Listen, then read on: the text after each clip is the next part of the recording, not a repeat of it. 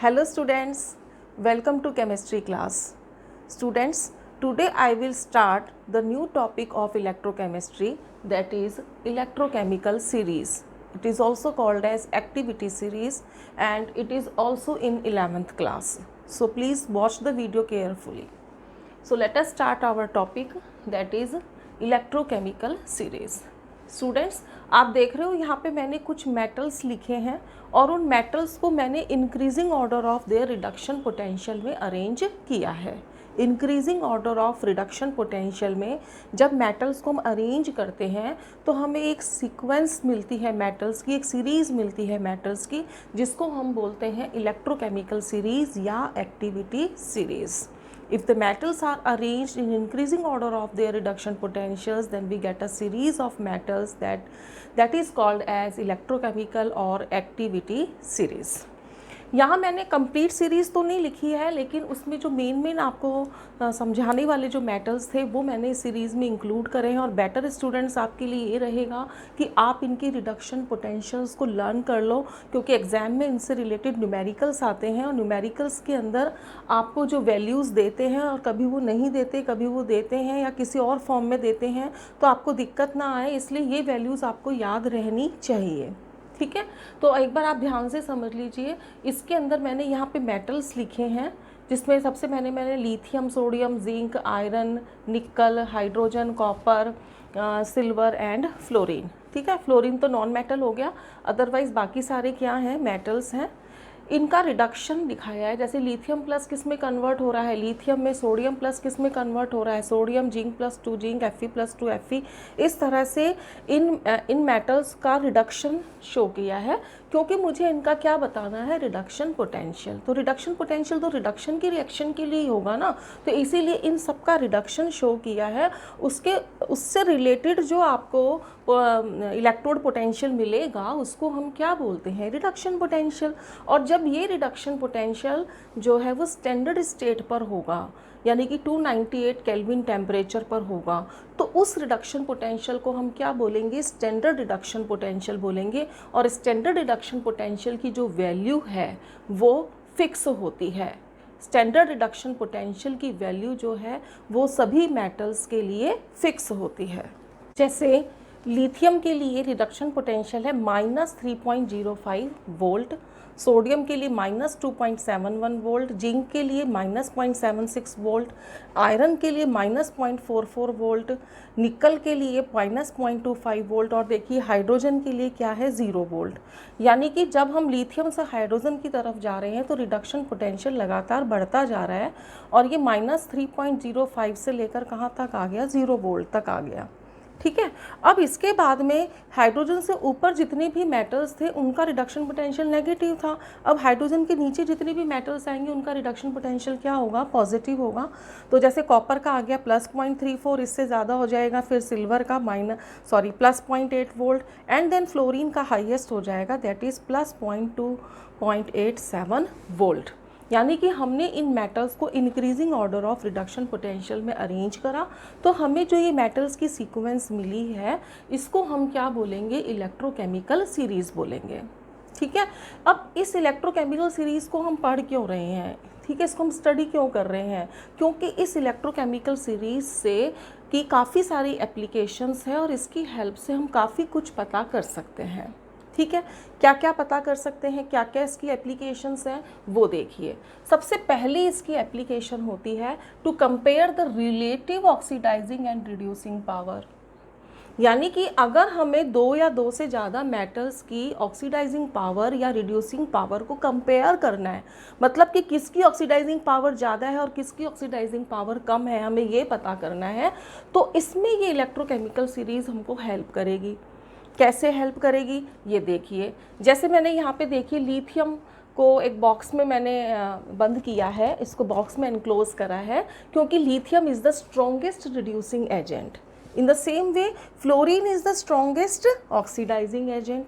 ठीक है, हाइड्रोजन को मैंने इसलिए करा है क्योंकि इसकी इलेक्ट्रोड पोटेंशियल कितना है, 0 है. इलेक्ट्रोड पोटेंशियल को हम हमेशा किस में एक्सप्रेस करेंगे, रिडक्शन पोटेंशियल में ही एक्सप्रेस करेंगे. तो ये सब इसीलिए हमने यहाँ पे वैल्यूज़ किसकी लिखी हैं, रिडक्शन पोटेंशियल की लिखी हैं, ऑक्सीडेशन पोटेंशियल की नहीं लिखी. तो लिथियम स्ट्रॉन्गेस्ट रिड्यूसिंग एजेंट क्यों होता है, ये हमारा पहला क्वेश्चन है कि स्ट्रॉन्गेस्ट रिड्यूसिंग एजेंट क्यों होता है।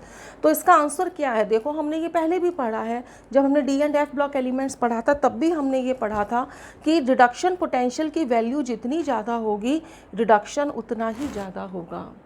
यानी कि जिस मेटल का रिडक्शन पोटेंशियल ज़्यादा होगा उसका रिडक्शन भी ज़्यादा होगा। अब जिसका रिडक्शन ज़्यादा होगा वो क्या कहलाएगा, ऑक्सीडाइजिंग एजेंट। ठीक है, यानी कि जिसके रिडक्शन पोटेंशियल की वैल्यू कम होगी वो स्ट्रॉन्गर रिड्यूसिंग एजेंट होगा। तो जो लिथियम है ये स्ट्रॉन्गर रिड्यूसिंग एजेंट हो जाएगा, स्ट्रॉन्गेस्ट रिड्यूसिंग एजेंट हो जाएगा, क्योंकि इसकी रिडक्शन पोटेंशियल की वैल्यू सबसे कम है, क्योंकि रिड्यूसिंग एजेंट और रिडक्शन पोटेंशियल एक दूसरे के इन्वर्सली प्रोपोर्शनल है।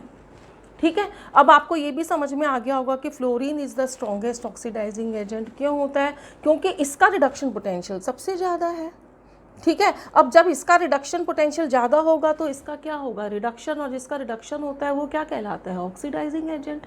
यानी कि फ्लोरीन जो है वो स्ट्रॉन्गेस्ट ऑक्सीडाइजिंग एजेंट हो जाएगा। यानी इन रिडक्शन पोटेंशियल्स की वैल्यू से हम ये पता कर सकते हैं कि कौन रिड्यूसिंग एजेंट होगा, कौन ऑक्सीडाइजिंग एजेंट होगा, कौन स्ट्रॉन्गर रिड्यूसिंग एजेंट होगा, कौन स्ट्रॉन्गर ऑक्सीडाइजिंग एजेंट होगा। ठीक है, तो ये तो हो गई इसकी फर्स्ट एप्लीकेशन। अब हम इसकी देख लेते हैं सेकंड एप्लीकेशन। क्या कहती है सेकंड एप्लीकेशन, जो आपने लोअर क्लास में भी पढ़ रखी है, to compare the relative activity of metal. किस मेटल की एक्टिविटी ज़्यादा होगी और किस मेटल की एक्टिविटी कम होगी, ये भी हम किससे बता सकते हैं, इलेक्ट्रोकेमिकल सीरीज से। एक रिलेशनशिप है कि जितना कम रिडक्शन पोटेंशियल होगा मेटल की एक्टिविटी उतनी ही ज़्यादा होगी, जिसका रिडक्शन पोटेंशियल कम होगा उसकी एक्टिविटी ज़्यादा होगी। आपने लोअर क्लासेस में पढ़ा होगा, एक क्वेश्चन आता था आप लोगों का कि जब हम कॉपर की जिंक +2 के साथ में रिएक्शन कराते हैं तो कोई रिएक्शन नहीं होती, लेकिन जब हम जिंक की कॉपर +2 के साथ में रिएक्शन कराते हैं तो वो हो जाती है। पढ़ा था ये हम लोगों ने 10th क्लास के अंदर। क्यों हो जाती है भाई, देखो अगर कॉपर जिंक के साथ में रिएक्शन करता तो ऐसी स्थिति में कॉपर किस में कन्वर्ट हो जाता, कॉपर +2 में, और जिंक किस में कन्वर्ट हो जाता, जिंक में। ठीक है, अब हमने क्या कहा है कि जिसका रिडक्शन पोटेंशियल कम होगा उसकी एक्टिविटी ज़्यादा होगी। तो बताओ, जिंक ये रहा और कॉपर ये रहा, किसका रिडक्शन पोटेंशियल कम है, जिंक का रिडक्शन पोटेंशियल कम है, यानी ज़्यादा एक्टिव कौन होगा, जिंक होगा। यानी कि zinc is more reactive than copper. अगर zinc more reactive than copper है तो जिंक जो है वो कॉपर +2 आयंस को रिड्यूस कर सकता है, लेकिन यानी कि वो कॉपर आयन को उसके सॉल्यूशन में से रिप्लेस कर सकता है, लेकिन कॉपर जो है वो जिंक +2 को उसके सॉल्यूशन में से रिप्लेस नहीं कर सकता, क्योंकि copper is less reactive and zinc is more reactive. ठीक है, तो हमने दो बातें पता कर ली कि ऑक्सीडाइजिंग एजेंट कौन होगा, रिड्यूसिंग एजेंट कौन होगा और कौन सा मेटल ज़्यादा रिएक्टिव होगा। इन सब का पता हमें किससे लग गया, इलेक्ट्रोकेमिकल सीरीज से। ठीक है, अब एक बहुत ही इंपॉर्टेंट चीज़ जो आपको समझनी है और आगे के चैप्टर में इसका जो आपका रेस्ट ऑफ द चैप्टर है वो इसी के ऊपर डिपेंड करेगा। To calculate the standard EMF of the cell. Standard EMF of the cell को हम किससे रिप्रेजेंट करेंगे, E0 सेल से। E0 सेल का मतलब क्या है कि किसी भी सेल का जो इलेक्ट्रोमोटिव फोर्स होता है वो स्टैंडर्ड स्टेट पर हो, यानी 298 केल्विन पर हो, तो उसको हम क्या बोलेंगे, स्टैंडर्ड ईएमएफ ऑफ सेल। ठीक है, E0 सेल के लिए एक फॉर्मूला है जो हमें याद करना है, बहुत इंपॉर्टेंट है, E0 cathode minus E0 anode. क्या मतलब हुआ कि जो कैथोड का रिडक्शन पोटेंशियल है उसमें से हम एनोड के रिडक्शन पोटेंशियल को क्या कर देंगे, माइनस। ध्यान दो, मैंने यहाँ क्या वर्ड यूज़ में लिया है, रिडक्शन पोटेंशियल ओनली, यानी हमें केवल वैल्यूज़ किसकी, देखो सीरीज़ में मैंने वैल्यूज़ किसकी ली है, रिडक्शन पोटेंशियल की। इन दोनों क्वेश्चंस का आंसर किससे दिया है, रिडक्शन पोटेंशियल का। आगे के भी आंसर हमें किससे देने हैं, रिडक्शन पोटेंशियल से ही देने हैं। ठीक है, तो अब हम अगर कैथोड के रिडक्शन पोटेंशियल में से एनोड के रिडक्शन पोटेंशियल को माइनस कर देंगे तो हमें किसकी वैल्यू मिल जाएगी, E0 सेल की। ठीक है। सपोज करो कि हमारे पास भी ये क्वेश्चन है, एक जैसे मैंने एग्जाम्पल के तौर पे दिया कि एक सेल है जिसको बनाया जाता है by dipping copper rod in copper sulphate. Copper की रॉड को किस में डिप करा है? कॉपर सल्फेट में। And nickel rod in nickel sulphate, निकल की रॉड को किस में डिप कर दिया? निकल सल्फेट में। तो एक तरह से सेल बन जाएगा ये आपका। ठीक है, इसके लिए आपको वैल्यूज़ दी हुई है E naught copper plus 2 by copper. इसका क्या मतलब है कि उन्होंने हमें कॉपर का रिडक्शन पोटेंशियल दे दिया है। कॉपर के रिडक्शन पोटेंशियल का क्या मतलब है? कैसे पता लगा ये रिडक्शन पोटेंशियल की वैल्यू है? क्योंकि कॉपर प्लस 2 से किस में कन्वर्ट हो रहा है? कॉपर 0 में कन्वर्ट हो रहा है, यानी कॉपर का क्या हो रहा है? रिडक्शन हो रहा है। यानी कि ये जो सिंबल है E naught copper plus 2 by copper, ये किसको रिप्रेजेंट कर रहा है? रिडक्शन पोटेंशियल को। और मैंने आपसे कहा था कि हम याद ही कर लेते हैं इसको। तो कॉपर का रिडक्शन पोटेंशियल कितना होता है? Plus 0.34 volt. तो ये कितना आ गया? Plus 0.34 volt. ठीक, अब ध्यान से देखिए, यहाँ पर मैंने वैल्यू किसकी दी है? ई नॉट निकल बाय निकल प्लस 2, यानी कि निकल 0 जो है वो किस में कन्वर्ट हो रहा है? निकल प्लस 2 में कन्वर्ट हो रहा है। यानी कि निकल का क्या हो रहा है? ऑक्सीडेशन। यानी ये वैल्यू किसकी है? ऑक्सीडेशन पोटेंशियल की है। लेकिन भाई हमें किसकी वैल्यू चाहिए? रिडक्शन पोटेंशियल की वैल्यू चाहिए। तो ऑक्सीडेशन पोटेंशियल को हमें किस में कन्वर्ट करना पड़ेगा? रिडक्शन पोटेंशियल में। और इसके लिए एक रिलेशनशिप है कि oxidation potential is equal to minus of reduction potential.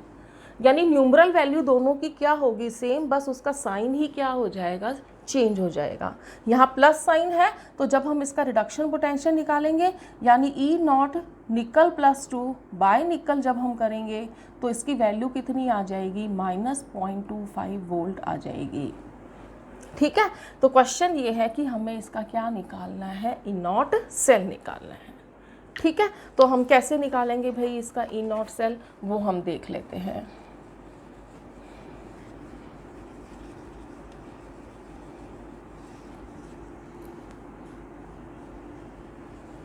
अभी क्या फॉर्मूला है ई नॉट सेल निकालने का? ई नॉट सेल निकालने के लिए हमें क्या फॉर्मूला अप्लाई करना है? जो ये लिखा हुआ है हमने यहाँ पर, E naught cell is equal to E naught cathode minus E naught anode. अब देखिए, इसमें से कौन कैथोड है कौन एनोड है हमें तो पता ही नहीं है। तो भाई देखिए, मैंने आपको बताया जिसका रिडक्शन पोटेंशियल ज़्यादा होगा उसका क्या होगा? रिडक्शन होगा। और मैंने प्रीवियस वीडियो में आपको बताया था, एक OARC के बारे में बताया था मैंने आपको। क्या मतलब था इसका? ऑक्सीडेशन। ए का मतलब क्या हो गया था? एनोड। आर का मतलब क्या हो गया था? रिडक्शन। सी का मतलब क्या हो गया था? कैथोड। यानी कि एनोड पे क्या होगा? ऑक्सीडेशन, और कैथोड पे क्या होगा? रिडक्शन। यानी कैथोड पे क्या होगा? रिडक्शन। रिडक्शन उसका होगा जिसका रिडक्शन पोटेंशियल ज़्यादा है। अब आप बताइए, कॉपर का रिडक्शन पोटेंशियल कितना है? Plus 0.34 volt. और निकल का कितना है? Minus 0.25 volt. तो किसका ज़्यादा हुआ? कॉपर का। यानी कॉपर किसका काम करेगा? यहाँ पर कैथोड का काम करेगा। तो ऑब्वियसली निकल किसका काम करेगा? एनोड का करेगा। तो हमने यहाँ फॉर्मूला लगा दिया अपना, E naught cell is equal to, E naught cathode का मतलब क्या हो गया?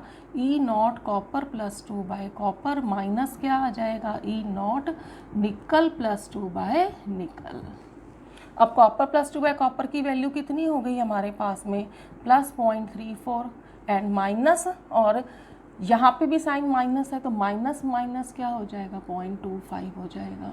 ये आपका कितना आ जाएगा? माइनस 0.25। ठीक है, जो भी आंसर आएगा किस में आ जाएगा? प्लस में, और वो किस में आ जाएगा? आपका वोल्ट में आ जाएगा। कितना आ जाएगा भाई? ये 9, और ये कितना आ जाएगा? 3 और 2 कितने हो जाएंगे? 5। तो ये कितना आ गया आपका आंसर? 0.59 वोल्ट। 4 और 5 9 एंड 2 और 3 5, 0.59 वोल्ट आ गया। ये वैल्यू हमारी किसकी आ गई? ई नॉट सेल की आ गई। ठीक है भी। थर्ड एप्लीकेशन समझ में आ गई कि हम इलेक्ट्रोकेमिकल सीरीज़ की हेल्प से स्टैंडर्ड ईएमएफ ऑफ सेल निकाल सकते हैं। अब क्वेश्चन ये रेज होता है कि इनॉट सेल निकालने की क्या ज़रूरत है, क्यों निकाल रहे हैं हम, इसका क्या यूज़ है। अब देखो, इलेक्ट्रोकेमिकल सीरीज से हमने क्या निकाल लिया? इनॉट सेल। अब इनॉट सेल से हम बाकी की एप्लीकेशंस देखेंगे, यानी बाकी की एप्लीकेशंस किसकी हैं? इनॉट सेल की है। लेकिन इनॉट सेल को हमने किससे निकाला है? इलेक्ट्रोकेमिकल सीरीज से निकाला है। तो नेक्स्ट एप्लीकेशन है to predict the spontaneity of a reaction. कोई रिडॉक्स रिएक्शन है तो उसकी स्पॉन्टेनिटी पता करनी। अब देखो स्पॉन्टेनिटी का क्या मतलब होता है कि वो रिएक्शन स्पॉन्टेनियस है या नहीं है। तो अब स्पॉन्टेनियस का क्या मतलब है कि क्या वो रिएक्शन होती है या नहीं होती। इसको हम इस टर्म से भी जान सकते हैं फिजिबिलिटी, कि इससे हमें ये भी पता लगता है कि कोई रिएक्शन फिजिबल है या नहीं, स्पॉन्टेनियस है या नहीं, यानी कि कोई रिएक्शन होती है या नहीं। इसका पता हम किससे लगा सकते हैं, ई नॉट सेल से। और ई नॉट सेल को हम किससे कैलकुलेट कर सकते हैं, इलेक्ट्रोकेमिकल सीरीज से। ठीक है, अब देखिए अगर हमने ई नॉट सेल निकाला और उसका आंसर किस में आया, प्लस में आया, तो इसका मतलब वो रिएक्शन स्पॉन्टेनियस होगी और वो रिएक्शन फिजिबल होगी, यानी वो रिएक्शन होगी। अगर तो ई नॉट सेल क्या आया, नेगेटिव आया, आंसर नेगेटिव में आ गया, तो इसका मतलब वो रिएक्शन कैसी हो जाएगी, नॉन स्पॉन्टेनियस या नॉन फिजिबल, यानी कि वो रिएक्शन नहीं होगी। बहुत सिंपल है, हमने ई नॉट सेल निकाल के देखना है। अगर वो पॉजिटिव आ गया तो भाई वो रिएक्शन होगी, और अगर वो नेगेटिव आया तो वो रिएक्शन नहीं होगी। बहुत ही सिंपल है। ठीक है, अब देखिए फिफ्थ एप्लीकेशन जो है वो एक्चुअली जो हमने फोर्थ एप्लीकेशन करी है उसी पर डिपेंड करती है। देखो, to predict whether a metal reacts with acid to give hydrogen gas. हमने 10th क्लास में पढ़ा था स्टूडेंट्स कि मेटल वो होते हैं जो एसिड के साथ हाइड्रोजन गैस देते हैं, लेकिन अब हम ये पढ़ेंगे कि हर मेटल जो है वो एसिड के साथ रिएक्शन करके हाइड्रोजन गैस नहीं देता। कुछ मेटल्स देते हैं और कुछ नहीं देते। ठीक है, तो अब कौन सा मेटल एसिड के साथ हाइड्रोजन गैस देगा और कौन सा नहीं देगा, ये हमें पता किससे लगेगा, ई नॉट सेल से। अगर तो ई नॉट सेल पॉजिटिव आता है तो वो दे देगा, अगर वो नेगेटिव आता है तो नहीं देगा, यानी कि हमें ई नॉट सेल निकालना पड़ेगा। अब देखो ई नॉट सेल कैसे निकालेंगे हम। सपोज करो हमारा मेटल है एम, ठीक है, और एसिड है H प्लस। ठीक है, क्योंकि एसिड वो होते हैं जो H प्लस आयन देते हैं, और इस मेटल ने H प्लस के साथ में रिएक्शन करी। करने के बाद इसने हमें कौन सी गैस दे दी, हाइड्रोजन गैस दे दी। ठीक है, और ये M किस में कन्वर्ट हो गया, M+2 में कन्वर्ट हो गया, यानी यह मेटल का क्या हो रहा है, ऑक्सीडेशन, और हाइड्रोजन का क्या हो रहा है, रिडक्शन हो रहा है। अब मैंने आपको ये बताया ही था OARC वाला कि जिसका ऑक्सीडेशन होता है वो क्या कहलाता है, एनोड, और जिसका रिडक्शन होता है वो क्या कहलाता है, कैथोड कहलाता है। ठीक है, तो बताइए अब मेटल का ऑक्सीडेशन हो रहा है तो बताओ ये क्या बन जाएगा, एनोड, और हाइड्रोजन का रिडक्शन हो रहा है तो ये क्या बन जाएगा, कैथोड बन जाएगा। तो ये बन जाएगा एनोड और वो बन जाएगा कैथोड। अब सपोज करो ये क्वेश्चन करना है, हम इसके लिए ई नॉट सेल निकालना चाहते हैं, तो हमने वही फॉर्मूला अप्लाई कर दिया, E naught cell is equal to E naught cathode minus E naught anode. अब कैथोड हमारा कौन है, हाइड्रोजन है, तो मैंने इसको कैसे लिख दिया, E naught H plus by H2। और मेटल को मैंने क्या लिखा है, मेटल हमने सपोज करो क्या ले लिया, जिंक ले लिया, तो E naught zinc plus 2 by zinc कर दिया। अब देखो हाइड्रोजन का रिडक्शन पोटेंशियल कितना होता है, 0 होता है, तो जिंक का कितना हो जाएगा, माइनस 0.76, यानी आंसर हमारा क्या आ जाएगा, प्लस 0.76 वोल्ट। यानी हमारा ई नॉट सेल जो है वो किस में आ गया, प्लस में आ गया। प्लस में आ गया, इसका मतलब ये रिएक्शन होगी, ये रिएक्शन होगी, इसका मतलब जिंक जो है वो एसिड के साथ रिएक्शन करके हाइड्रोजन गैस देगा। ठीक है, और अगर इसका आंसर हमें सेकंड्स के अंदर देना है, विद इन अ सेकंड देना है, जैसे हमारे जो एंट्रेंस एग्जाम्स वगैरह होते हैं वहाँ टाइम लिमिट होती है, तो उसके अंदर हम 1 सेकंड में इसका आंसर दे सकते हैं। केवल इस सीरीज़ को देख के बता सकते हैं। सीरीज़ को देख के मैं कह सकती थी कि हाइड्रोजन से ऊपर जितने भी मेटल्स हैं ना, ये एसिड के साथ में हाइड्रोजन गैस नहीं देंगे। बोलो कैसे पता लगा, इसी से पता लगा कि जब भी वैल्यू माइनस में होगी तो वो माइनस और माइनस मिलके आंसर किस में आ जाएगा, प्लस में आ जाएगा। तो इसका मतलब हाइड्रोजन से ऊपर वाले जितने भी मेटल्स हैं वो एसिड के साथ में रिएक्शन करके हाइड्रोजन गैस दे देंगे, क्योंकि इनका खुद का आंसर किस में है, माइनस में। और जब हम फॉर्मूले में वैल्यू पुट करेंगे तो माइनस माइनस मिलकर क्या हो जाएंगे, प्लस। यानी हाइड्रोजन से ऊपर जितनी भी मेटल्स हैं वो एसिड के साथ में रिएक्शन करके हाइड्रोजन गैस देंगे। ठीक, अब सपोज करो मैंने यहाँ कॉपर ले लिया होता, तो बताइए यहाँ मैं कॉपर लिख देती। अगर हमारा मेटल कॉपर होता तो मैं यहाँ कॉपर लिख देती, कॉपर होता तो मैं यहाँ क्या लिख देती, प्लस। यहाँ क्या वैल्यू लिखती, प्लस 0.34 वोल्ट। तो बताइए आंसर हमारा क्या आ जाता, माइनस 0.34 वोल्ट, यानी ई नॉट सेल माइनस हो जाता, यानी कॉपर जो है वो एसिड के साथ में हाइड्रोजन गैस नहीं देता। तो अगर इन ब्रीफ में आपको बताऊं तो हाइड्रोजन से ऊपर वाले मेटल्स जो हैं वो एसिड के साथ में हाइड्रोजन देंगे, और हाइड्रोजन से नीचे वाले जो हैं मेटल्स वो एसिड के साथ में हाइड्रोजन गैस नहीं देंगे। ठीक है, तो ये कुछ बात हुई। अब मैं एक दो क्वेश्चन आपको और करा देती हूँ इससे रिलेटेड, ताकि आपको सारी चीज़ें क्लियर हो जाएं।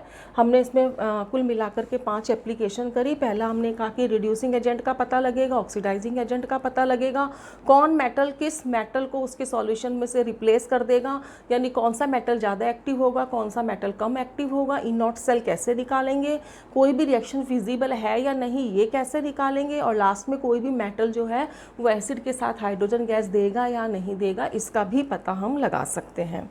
अब क्या है स्टूडेंट्स, कुछ क्वेश्चन इस तरीके के आ जाते हैं, तो वो आप एक बार समझ लो कि वो हमें कैसे करने हैं। सपोज करो कि हमें एक क्वेश्चन दे दिया उन्होंने कि क्या इन दोनों के बीच में रिएक्शन होगी। ठीक है, सपोज करो उन्होंने ये कहा कि कॉपर की रॉड है जो कॉपर सल्फेट के अंदर डिप है। ठीक है, और अभी मैंने आपको बताया था जैसे, और निकल की रॉड जो है वो निकल सल्फेट के अंदर डिप है, इसके अंदर डिप है। तो कौन सी रिएक्शन होगी, देखो कौन सी पॉसिबिलिटी है, या तो कॉपर किसके साथ में रिएक्शन करे, निकल सल्फेट के साथ में, या निकल किसके साथ में रिएक्शन करे, कॉपर सल्फेट के साथ में। इसमें से कौन सी रिएक्शन होगी और कौन सी नहीं होगी। तो देखो भाई, सबसे पहले तो हमें यहाँ चार्ज निकालना पड़ेगा। तो मैं इस रिएक्शन को आयनिक फॉर्म में लेकर आऊँगी। पहली रिएक्शन को मैं ऐसे लिखूँगी और दूसरी रिएक्शन को मैं ऐसे लिखूँगी, निकल और ये आपका हो जाएगा प्लस कॉपर प्लस 2, ऐसे करके। मतलब मैं इसको इस फॉर्म में लिया और इसको इस फॉर्म में लिया। ठीक है, अब देखो अगर तो ये रिएक्शन होती है तो क्या होगी कि ये जो है कॉपर, इसका ऑक्सीडेशन हो जाए और इसका रिडक्शन हो जाए, यानी चार्ज इसका निकल का चार्ज कॉपर पे आ जाए, कॉपर का चार्ज निकल पे आ जाए। और अगर ये रिएक्शन होती तो बोलो क्या हो जाएगी, निकल प्लस 2 प्लस क्या बन जाएगा, कॉपर बन जाएगा। अब हमें ये देखना है कि इनमें से कौन सी रिएक्शन होगी या कौन सी नहीं होगी। तो भी वंस अगेन हमें किसके पास जाना पड़ेगा, इनॉट सेल के पास जाना पड़ेगा, और हम 2 बार इनॉट सेल निकालेंगे, एक बार इसके लिए और एक बार इसके लिए। तो हम ऊपर वाले के लिए निकालते हैं। तो बताओ कॉपर का यहाँ क्या हो रहा है, ऑक्सीडेशन, यानी ये किसका काम करेगा, एनोड का। निकल का क्या हो रहा है, रिडक्शन, यानी ये किसका काम करेगा, कैथोड का। ठीक, तो हमने यहाँ पे इनॉट सेल इज इक्वल टू क्या लिखा, इनॉट कैथोड माइनस क्या लिख दिया, इनॉट एनोड। अब बताइए कैथोड हमारा कौन है, निकल है। तो निकल की वैल्यू कितनी है, -0.25, ये भी -2.5, माइनस कॉपर की कितनी है, +0.34, यानी हमारा आंसर किस में आ जाएगा, माइनस में, यानी कि ये वाली रिएक्शन तो नहीं होगी। ठीक है, अब हम अगली रिएक्शन के ऊपर चलते हैं। तो अगली रिएक्शन में निकल का क्या हो रहा है, ऑक्सीडेशन, और कॉपर का क्या हो रहा है, रिडक्शन। तो बताइए इनॉट सेल इज इक्वल टू क्या हो जाएगा, +0.34 माइनस -0.25, यानी आंसर किस में आ जाएगा, प्लस में, यानी कि इनॉट सेल प्लस में आ रहा है तो इसका मतलब ये रिएक्शन हो जाएगी। ठीक है, ये वाली बात सबको समझ में आ गई है हमें किस तरह से करना है। अगर हम इनॉट सेल निकाल लेते हैं तो हमें ये भी पता लग जाएगा कि कौन सा मेटल जो है वो एसिड के साथ हाइड्रोजन देगा और कौन सा मेटल एसिड के साथ हाइड्रोजन गैस नहीं देगा, यानी वो रिएक्शन होगी या नहीं होगी। ठीक, कोई भी रिएक्शन होती है या नहीं होती, यानी कि स्पॉन्टेनियस है, नॉन स्पॉन्टेनियस, इसके लिए हमें इनॉट सेल निकालना होगा। और इनॉट सेल अगर पॉजिटिव है तो वो रिएक्शन हो जाएगी, नेगेटिव है तो नहीं होगी। ठीक, तो आई होप आपको ये सारी बात समझ में आ गई होगी कि इलेक्ट्रोकेमिकल सीरीज़ किसे कहते हैं और इसकी क्या क्या एप्लीकेशंस हैं, और इससे रिलेटेड जो न्यूमेरिकल्स हैं वो हमें ज़रूर आने चाहिए, क्योंकि आगे हमें नर्नेस्ट इक्वेशन पढ़नी है और उस इक्वेशन के अंदर एक बहुत छोटा सा हिस्सा है हमारा इनॉट सेल। तो अगर हम इनॉट सेल ही नहीं कैलकुलेट करना आएगा अगर हमें, तो हम नर्नेस्ट इक्वेशन कर ही नहीं पाएंगे। ठीक है, ये मैं 12th के स्टूडेंट्स के लिए बोल रही हूँ। 11th के स्टूडेंट्स के लिए नर्नेस्ट इक्वेशन नहीं है। 11th के स्टूडेंट्स को गैल्वेनिक सेल और इलेक्ट्रोकेमिकल सीरीज़ करनी है। 12th के स्टूडेंट्स को galvanic cell, electrochemical series, Nernst equation, फिर इक्विलिब्रियम और इनॉट सेल के बीच में रिलेशनशिप है वो भी करनी है। तो 12th के स्टूडेंट्स को तो करना ही तो काफ़ी कुछ टॉपिक्स करने हैं, लेकिन 11th के स्टूडेंट्स को केवल 2 ही टॉपिक करने हैं, वो है galvanic cell and electrochemical series. ठीक है, आई होप आपको ये सारी बात समझ में आ गई होगी। तो stay home, stay safe and do study.